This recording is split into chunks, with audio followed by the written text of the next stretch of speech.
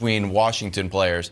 Do you think this is a big deal or not a big deal? There's a theory out there that if this game was closer, we would just move on. I don't subscribe to that at all. I think that punch was like very close to landing. Maybe it missed on purpose, but I thought this was a big. All right, so listen, family, it's irrelevant if the punch missed on purpose. It's irrelevant who they are and what they were arguing about, believe it or not. I want to talk about today toxic masculinity, when it turns into terroristic masculinity, okay? So you have these two gentlemen. They are sitting here and they are arguing. It appears to be very heated. It's a game going on. The Washington Redskins are getting stomped by my Cowboys, okay? And they are over here having this discussion, okay? I imagine that they're arguing because they're losing. They're caught up in the moment, and anger can get like that. If you ever want to fight your friend, play him in Madden. You're probably going to have to kick his ass, okay? That's why I stopped playing my friends, because, you know, I had to put hands on them because they want to see if I can beat them in other things because I can beat them in Madden. Typically, you're going to bring the worst out of a man when he's very, what you want to call it, the competitive, right? So we are very competitive. Anyway, in this moment, this man is upset and he's yelling at the other man, and where it's toxic masculinity until he presses his finger on this man's head and it becomes terroristic. Why? Here's why. People love the man who's poking him in the head, okay? Someone may go further than him because, hey, my friend is poking someone in the head. People love the guy who's being poked in the head. His friends may retaliate. His family may retaliate because he's being poked in the head. The moment you stand up and you put your hands on someone else, okay, you have to understand something. You've just taken away that person's choices. Notice the guy sitting there. He is not attacking yet. He's sitting there being yelled at, screamed on, and he's allowing it to happen, right? Many of us can do that. We can get through it, but don't put your hands on me. Do all that talking, but do it from over there. Like, keep your hands, feet, and other objects to yourself, because that's when you're going to get the worst version of me.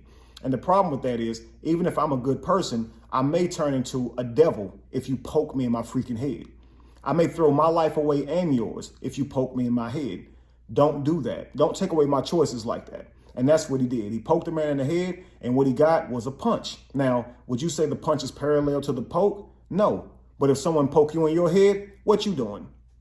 Do you logically go in your mind and give them back tit for tat, eye for an eye? No, you're not going to say, oh, you poked my head, I'm poking yours. This is why you don't poke people's heads. That's why you don't put your hands on people, because they're going to respond with the offense of what you did to them. You're responding from some anger, I get it, but what they're responding with is you put your hands on them. Believe me, they're not just trying to do the same thing to you that you did back, okay? Now, it's in public, there's cameras on, and of course you say, well, they're friends, they'll get over it. Well, listen, this man that poked him in his head was attempting to reduce him to rubble in public. If the man sit here and allows himself to be poked in the head, the world has witnessed it. His children, I'm sure, have witnessed it. His wife and people who love him have witnessed this. You think he's about to let that happen? Again, his back is against the wall. What do you think he's going to do? He's going to go through you, all right? And this is why we say, you know, I did a video the other day where I talked about, you know, toxic femininity or terroristic femininity, where a woman throws alcohol or beer in a man's face at a ball game. And obviously it was a Ravens and Steelers game, so they clearly mad about a sport. This is the same instance here.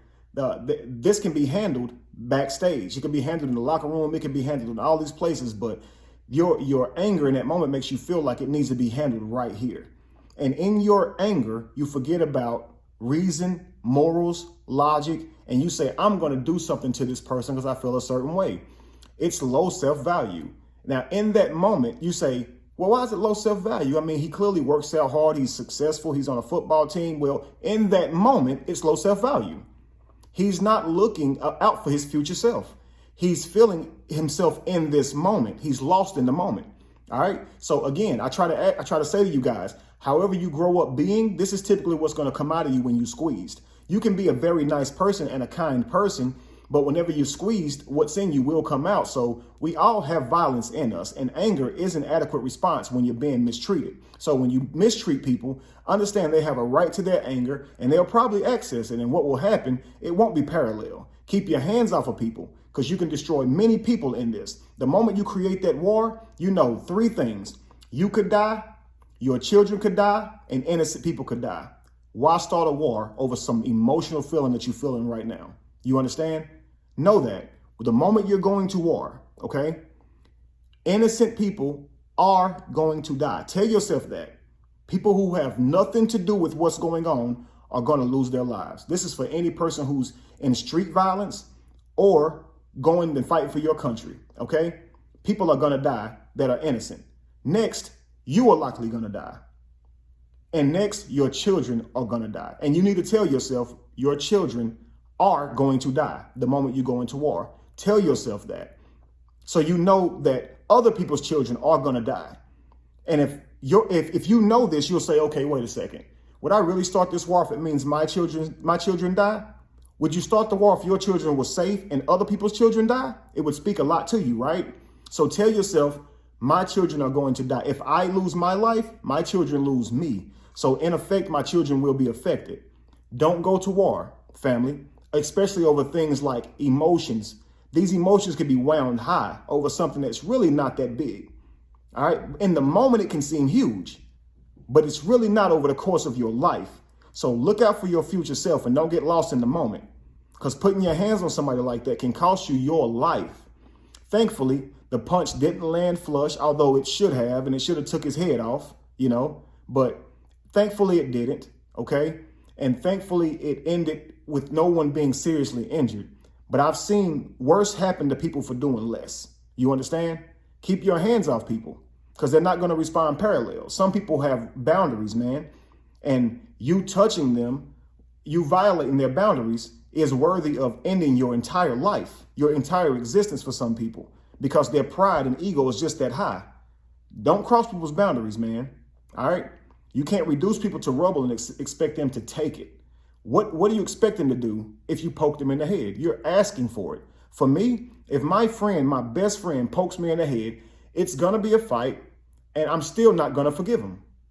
If he comes out and puts his hands on me first, I'm going to attack him with everything in me, because I know me. And even if he's a pile on the floor, a puddle on the floor, I'm still not going to like him. I'm still going to be mad because he poked my head. He pushed me. He did whatever to me. He violated me. So even if what I did would make you feel like, well, dang, you should be okay with it, Kevin, you beat him down, I'm still not dealing with you going forward. Do you understand? The moment you violated my space and my boundaries, we were no longer friends at that moment.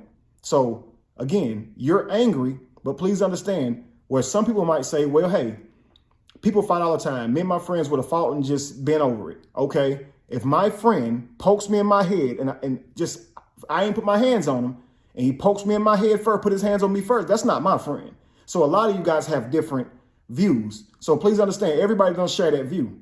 All right. I feel like this: keep hands, feet, and other objects to yourself. If you touch me, you got a problem. And don't blame me for who I become when you put your hands on me. I want to be a peaceful, loving person. But if you put your hands on me, man, I'll be honest with you, you might get the devil. So don't do that. You understand? Like, please don't do that to me, because I hate to give that person to you. You understand? So this is why I say, man, stay off people's bad sides, man. Like, don't put your hands on people, because you don't know what can happen from that. All right. That's what I call terroristic masculinity, because of all that can come from that. I also want to add this. On my last video, I talked about how we have a social agreement with women where men will not attack women per this social agreement. And sometimes women will violate that agreement and bring masculinity towards men, expecting them to stay in their man frame. I want to say to you, men, that if you're going around doing terroristic masculinity, you're going to get what you're bargaining for. Men don't have the social contract with men, regardless of their size, age, or race, or anything. It doesn't matter if you're an old man, a young man, any of that. Keep your hands to yourself. Men are typically going to respond with masculinity, which is physical masculinity. They're going to attack you because that's typically how we move. Okay, I'm going to show you these other clips. All right. Even me and my brother, Skip, there's a level of respect there. There are certain things that I'm not going to do to him. There are certain things he's not going to do to me. My best friend, Bucket, Burns, Ty, we cool. But that is a man, and always keep a man's stay in his place. That ain't no child. That ain't somebody you think you can pump. Because I'm telling you what's going to happen. Skip, I've seen the small running backs fight D linemen, offensive linemen, because they think because of their size, I can mush you in your face or I can do something to you. I got it. No, bro. I can't have that. So are you as shocked as I am that Rivera was not told about it? I am surprised by that because normally when things like that happen, somebody goes to the coach, be a trainer or somebody's like, hey, this is what just transpired on the sideline. Coach got shoved, yada, yada. Yeah, I mean, I've seen players push coaches' ass to the ground. Yep. Who you think you... I mean, you ain't trying to fire no 55, 60-year-old man, Skip. Yep. But I'm saying, I'm not a child. I got it. That's why, Skip, that's why everybody... Remember I told you how Urban put his foot on that guy? You see what would have happened? You see what you put your foot on the right when you see what happened? Got it. Listen, y'all. Now, that's one clip. Let me see if he says something else on there. I think he did. Because somebody missed an assignment, you know. But, yeah, I'm not surprised by this at all. I don't think Allen really wanted to swing on him, but Payne put him in a situation where he had no choice because he felt that, man, you disrespected me on that. Skip, my grandma used to tell my brother, now, wherever you show out, you get woe out. Wherever the disrespect happens, we're going to address it right then and there. Ain't no, well, why you do that? No, you didn't wait till to disrespect me behind closed doors, so I'm going to address it in front of public. Did he ever? I believe, Skip, hey, they talked about it, bro. You know I'm wrong. Hey, you hug it out. You move forward. Yeah. But it is what it is. The bottom line to this is... Again, for me, I wouldn't let it go, okay? I can't be friends with somebody who's violating me in that way. But like Shannon said, his grandmother told him, wherever it go down, that's where you show down. I was raised with that same mindset. You understand? And so a lot of times people are not going to let it go. If you bring them terroristic masculinity on the spot, they're not going to walk away from you and let you have that moment.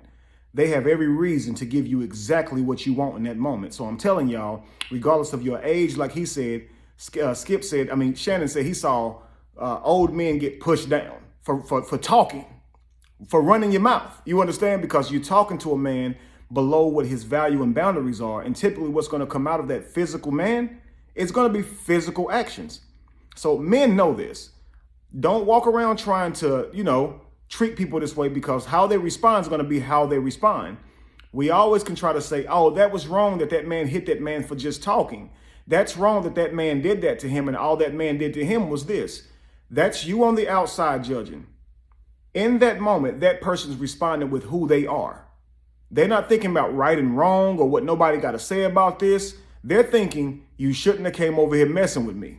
You shouldn't have came over here in my space and violating me. And what you get is what you deserve. And that's what they're going to think in that moment. And for you, it's true. It's I am. You are serving something to someone else. So what you getting back is what you deserve. Do you understand? They are deserving you exactly what you're serving them. You understand? You bring them that type of behavior, you're serving it right back to yourself because I am. Yin and yang, family. All right? Peace.